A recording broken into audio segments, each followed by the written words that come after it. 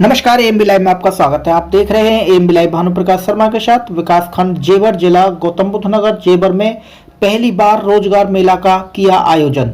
उत्तर प्रदेश सरकार के सफलतापूर्वक 4 वर्ष पूर्ण होने पर जेवर विकासखंड जेवर में रोजगार मेला का आयोजन किया गया।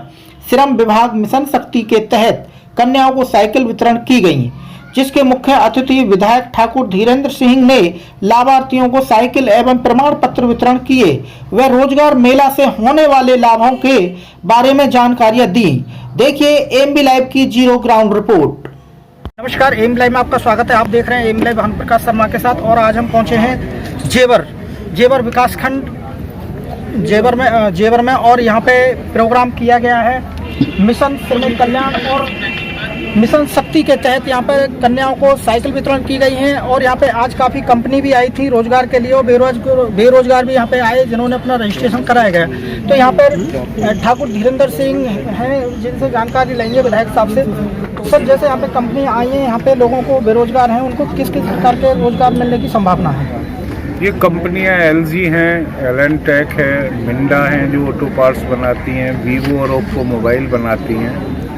तो इसमें टेक्निकल लोगों के इंटरव्यू लिए गए, डिप्लोमा होल्डर्स के लिए गए और जो नॉन टेक्निकल लोग हैं जिन्होंने इंटर वगैरह कर रखी है उसके लिए भी मिंडा कंपनी ने उनके इंटरव्यू लिए हैं। तो यह जेवर विधानसभा में मैं समझता हूँ अपने तरीके का आज़ादी के बाद पहला मेला लगा है जहाँ रोज़गारों के लिए एक प्रयास किया गया हो। और यह एक प्रयास है। अब देखना ये है, आज तादाद तो सैकड़ों थी, 600 से ऊपर बच्चे आए थे विभिन्न ग्रामों से, ग्रामीण क्षेत्र से। मेरा भी यही मकसद था कि सरकार की जो योजनाएं हैं या इन मेलों का आयोजन जिस तरीके से शहरी क्षेत्र में होता था, तो उन मेलों का आयोजन उस सुदूर ग्रामीण क्षेत्र में किया जाए जिससे वहाँ के नौजवानों को भी रोजगार के अवसर हम उपलब्ध करा सकें। और यह एक प्रयास है और बड़ा सार्थक प्रयास रहा। हमारा मकसद है कि जेवर विधानसभा के किसी घर से कोई मेरा नौजवान भाई बेरोजगार ना रहे, उसके लिए सतत प्रयास जारी हैं। और यहाँ जो उद्योग धंधे लगने जा रहे हैं, आने वाले 1-2 वर्षों में मैं नहीं समझता कि कोई बेरोजगारी की समस्या इस जेवर विधानसभा हमारे जनपद और आसपास के जिलों में होगी। महोदय, जैसे यहाँ पे नारी शक्ति के तहत कुछ साइकिल वितरण की गई थी, लगभग क्या संख्या होगी? देखिए, ये साइकिल वितरण हम पूर्व में ग्रेटर नोएडा कर चुके थे अपनी विधानसभा का, लेकिन जो अवशेष रह गई थी, आज एक लड़की पीपल का की आई और एक दुढेरा से संबंध रखती थी, तो 3 साइकिलें वितरित की गई हैं मिशन शक्ति के तहत। और यह योजना उन श्रमिक भाइयों के लिए और निःशुल्क है। अगर वो अपना पंजीकरण करा देते हैं तो श्रमिक कल्याण बोर्ड उन्हें मातृत्व लाभ देता है जो 20,000 रुपये। उनकी लड़कियां अगर श्रमिक की पढ़ती हैं तो उन्हें साइकिल दिए जाने का प्रावधान है। अगर लड़की की शादी हो तो 50,000 रुपये इस कल्याण बोर्ड से उन्हें दिए जाते हैं। तो ये बहुत अच्छी योजना है ग्रामीण क्षेत्र के लिए, क्योंकि यहाँ बहुत तादाद में ऐसे श्रमिक होते हैं जिन्हें रोज़गार नहीं मिल पाता या श्रम नहीं मिल पाता कुछ कारणों से। तो उन्हें एक गारंटी सरकार देती है, जब भी कभी उन्हें कोई पारिवारिक शादी हो या बच्चा पैदा हो घर में, तो सरकार की तरफ से सुविधा उन्हें दी जाए। प्रदेश के मुख्यमंत्री भी यही चाहते हैं कि सारे जनप्रतिनिधि सरकारी योजनाओं को लेकर जनता के बीच में जाएं और समाज के अंतिम छोर तक जो पंडित दीनदयाल उपाध्याय जी का सपना था, इन सरकारी योजनाओं को पहुंचाने का काम करें। यही मकसद था इसका। तो सर, आप जेवर से जैसे विधायक हो, तो विधायक आपकी बहुत भूमिका रही है जेवर एयरपोर्ट खिलाने में, तो ये इसकी उड़ान कब तक होगी सर? इसकी उड़ान के लिए जो पहली हवाई पट्टी हमारी बननी है, जिसमें नगला गणेशी गांव का विस्थापन लगभग सुनिश्चित हो चुका है, और मैं समझता हूं कि अप्रैल माह में कंपनी इस पर निर्माण कार्य आरंभ कर देगी।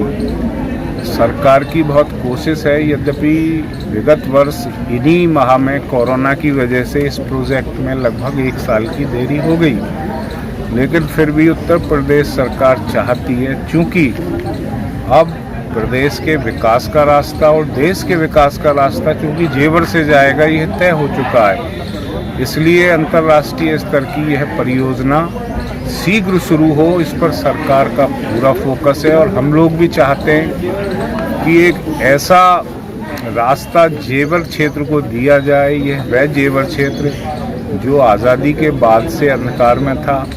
यहाँ आने के लिए दूसरे जनपदों से होकर, दूसरे प्रांतों से होकर आना पड़ता था। यहाँ औद्योगिक इकाइयाँ नहीं थी, यहाँ गांवों में विकास नहीं था, यहाँ आवागमन के साधन नहीं थे। तो 4 साल में पूरा परिदृश्य भारतीय जनता पार्टी की सरकार आने के बाद परिवर्तित हुआ है और हम उस जज्बे से काम कर रहे हैं कि यह जेवर विधानसभा दुनिया की सबसे विकसित विधानसभा बने और यहाँ के लोगों का जो जीवन स्तर है वह हमारे मुल्क में ही नहीं वरन अन्य मुल्कों में भी सबसे उन्नत अवस्था में हो। तो सर जैसे मुआवजा अधिकृत जो हुआ है तो कितने % अब तक मुआवजा क्लियर हो चुका है? ये जानकारी आपको अधिकारी देंगे। मुआवजे की एग्जैक्ट जो फिगर है वो मेरे पास इस वक्त नहीं है। बाकी क्या योजनाएं हैं उनकी जानकारी मैं आपको उपलब्ध करा सकता हूँ। मतलब लगातार चल रही है, निरंतर प्रक्रियाधीन है। कहीं कोई दिक्कत भी हो रही है किसानों को, अधिकारियों को पूरी चेतावनी दे दी गई है। अगर किसी किसान भाई को कोई भी दिक्कत हुई तो वह अधिकारी जो है बख्शे नहीं जाएंगे। किसी के साथ कोई हस्तक्षेप ना करें, किसानों को उनके घर पहुंचकर सारे लाभ उपलब्ध कराएं। मैं भी समय समय पर इसकी समीक्षा करता हूं क्योंकि एयरपोर्ट बड़ा अहम प्रोजेक्ट है और इस विधानसभा के लिए ही नहीं बल्कि मुल्क और देश के लिए अंतर्राष्ट्रीय स्तर का एयरपोर्ट है और जो यहाँ के विकास का एक माध्यम बनेगा। तो इसलिए हमारी नज़र इस पर निरंतर है।